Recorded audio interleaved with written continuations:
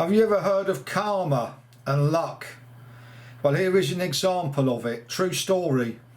We're at a Rikers car park, Box Hill in Surrey, and there's a gentleman standing behind his Ducati 916 getting ready to go home.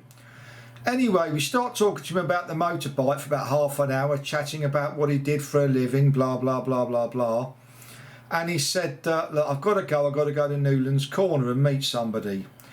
Anyway, we carried on chatting, the conversation just carried on. No, we didn't chain him there. And this other gentleman comes up and starts looking at his bike, and we all start chatting. And he discovers that a corrugated washer that goes between the sprocket and the swing arm is missing on this guy's motorbike, and the chain and the sprocket are wearing away into the swing arm.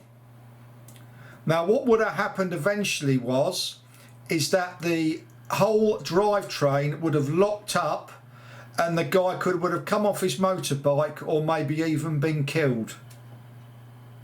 Now, how is that for luck? Because those swing arms are hard to get hold of apparently, and it was only because we were chatting for a half hour longer than he wanted to be there that these other gentlemen, I believe part of a Ducati club, came to look at the bike and noticed.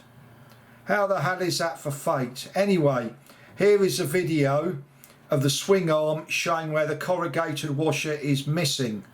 And as I say, this was at Box Hill Rikers on the 26th of October 2025. Sprocket change has not put the spacer on properly. So can you see your hubs chewing into your axle, chewing onto your swing arm? Yeah. So, and that's why you've got debris all over the back of the wheel on the chain. You really oughtn't to be riding it, really. It needs to get a spacer put on there. So what it does is there's basically it's a common failure on these older bikes.